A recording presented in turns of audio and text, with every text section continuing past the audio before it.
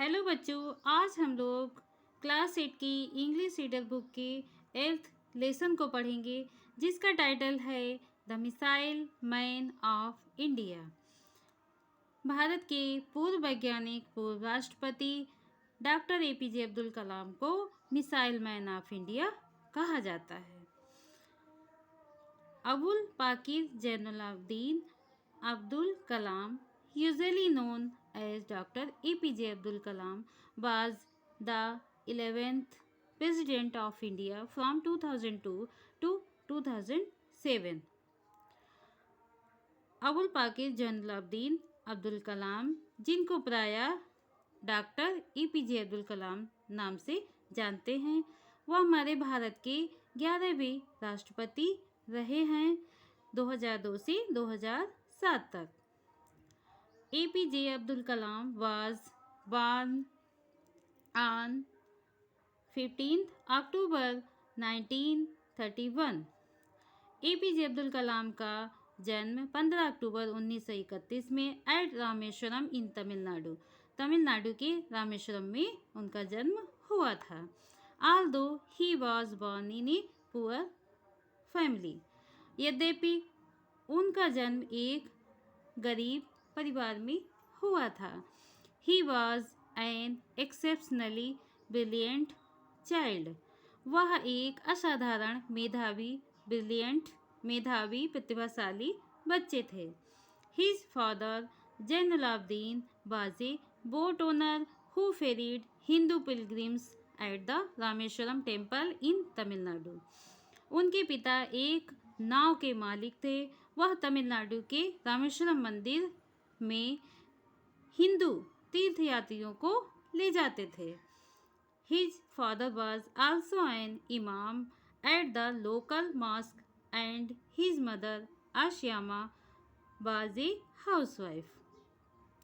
उनके पिता एक वहाँ की लोकल मस्जिद में, वहाँ की नज़दीकी मस्जिद में मौलवी थे और उनकी माता आश्यामा एक गृहिणी थी। He started working at a young age. वहाँ उन्होंने बहुत ही अपनी युवावस्था में, बहुत ही कम उम्र में उन्होंने कार्य करना शुरू कर दिया था। He sold tamarind seeds and newspapers to support his family. अपने परिवार को सहयोग करने के लिए उन्होंने इमली के बीज और अखबार बेचे, बहुत ही कम एज से ही। After completing his schooling at the Rameswaram elementary school, Kalam went to attend Saint Joseph's College in Tiruchirappalli.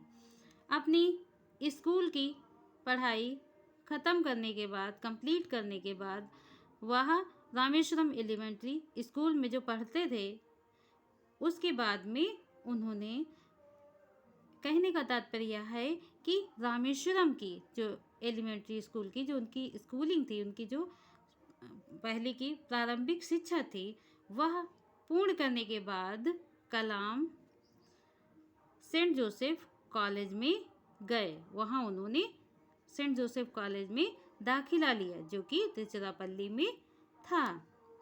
The college was affiliated to the university of Madras from where he graduated in physics in 1954।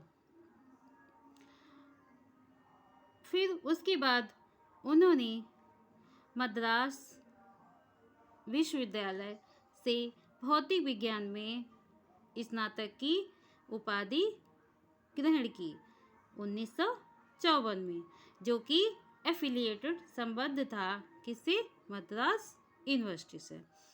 He specialised in aero engineering from Madras Institute of Technology MIT।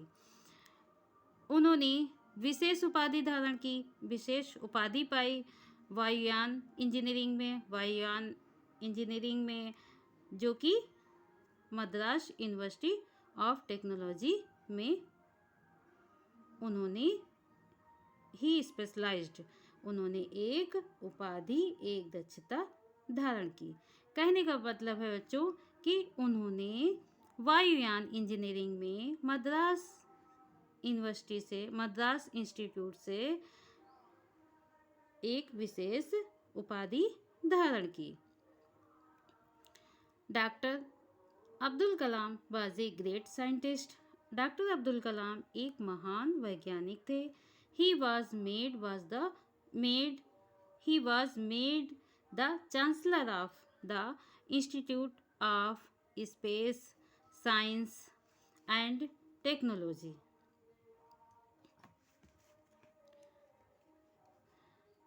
वह chancellor बने, कुलाधिपति बने, कहाँ की? अंतरिक्ष विज्ञान और प्रौद्योगिकी के। He worked in Defense Research and Development Organization DRDO in 1958 and then joined Indian Space Research Organization in 1963. उन्होंने DRDO में 1958 में काम किया। DRDO किसे कहते हैं? रक्षा अनुसंधान और विकास संगठन। 1958 में। और फिर उन्होंने भारतीय अंतरिक्ष अनुसंधान संगठन इसरो को ज्वाइन किया, उसमें उन्होंने प्रवेश किया 1963 में। He made significant contribution to Indian satellite. उन्होंने भारतीय अंतरिक्ष अनुसंधान में बहुत ही महत्वपूर्ण योगदान दिया।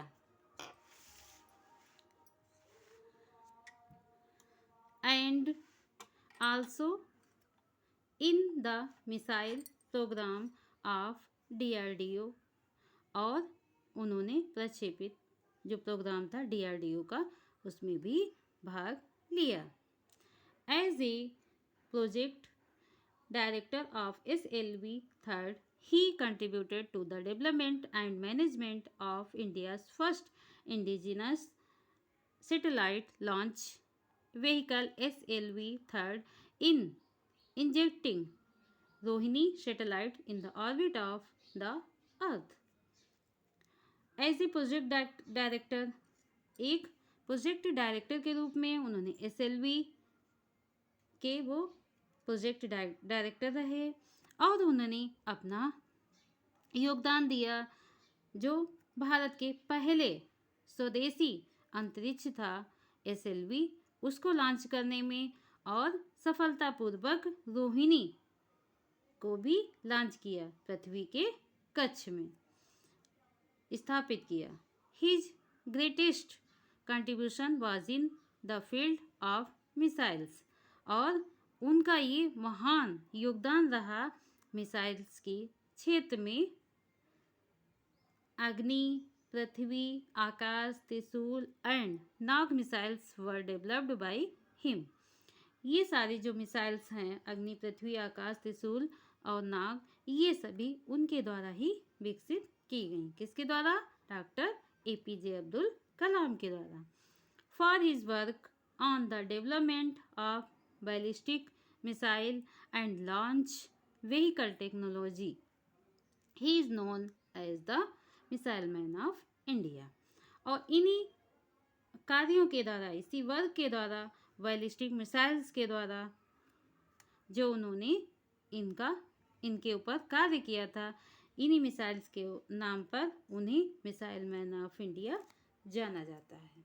ये सारी मिसाइल उन्हीं के द्वारा विकसित की गई थी और इसी के ही उपरांत उनको मिसाइल मैन ऑफ इंडिया कहा जाने लगा।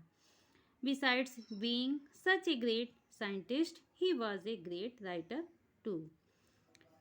एक महान वैज्ञानिक होने के अतिरिक्त वह एक लेखक भी थे, एक महान लेखक थे।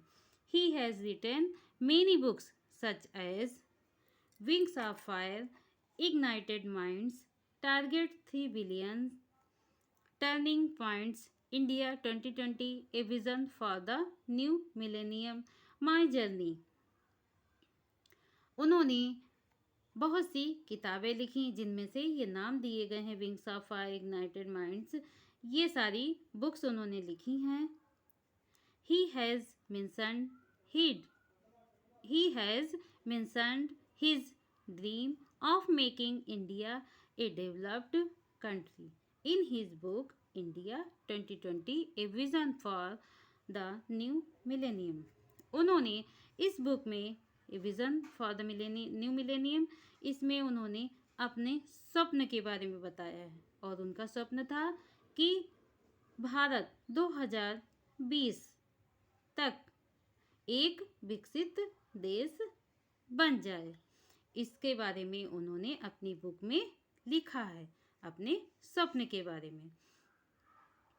His advice to the youngsters of the nation was to dream, dream, dream। उनकी सलाह थी युवा, हमारे जो देश के युवा हैं, हमारे राष्ट्र के युवा लोगों को कि स्वप्न देखें, स्वप्न देखें। Dreams transform into thoughts and thoughts result in action.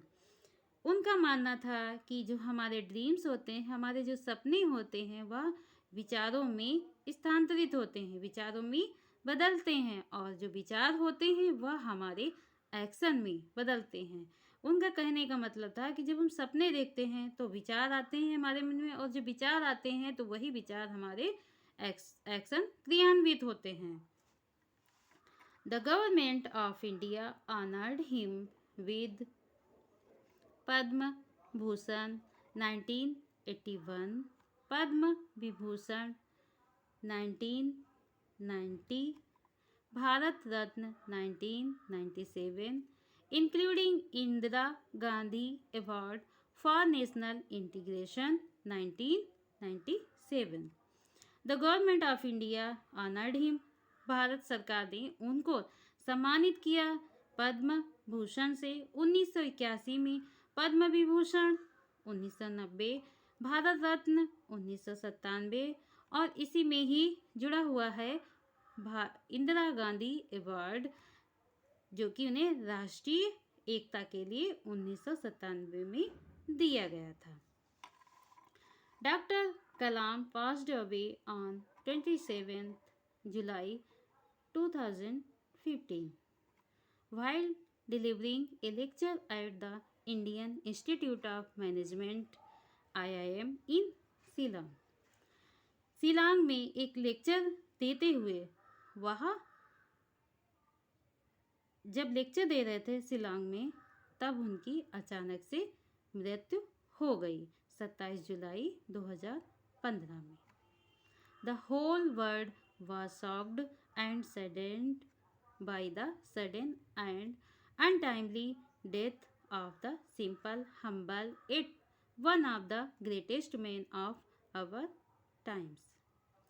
पूरा संसार, पूरा विश्व स्तब्ध रह गया था और दुख में डूब गया था, बहुत दुखी हो गया था, जो उनकी अचानक से मृत्यु हुई थी, अकाल मृत्यु हुई थी। एक साधारण उदार व्यक्ति की, एक महान व्यक्ति की, एक अपने समय के महान व्यक्ति की मृत्यु पर पूरा संसार बहुत ही दुखी हो गया था।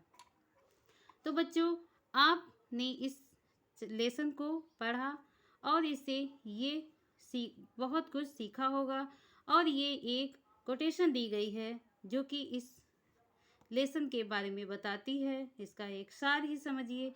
If you want to shine like a sun, first burn like a सन।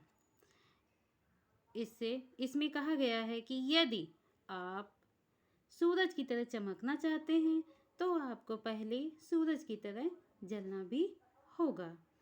तो बच्चों, आपको इस लेसन से काफ़ी प्रेरणा मिली होगी और ये बहुत अच्छा लगा होगा एक भारत के महान व्यक्तित्व के बारे में जानकर।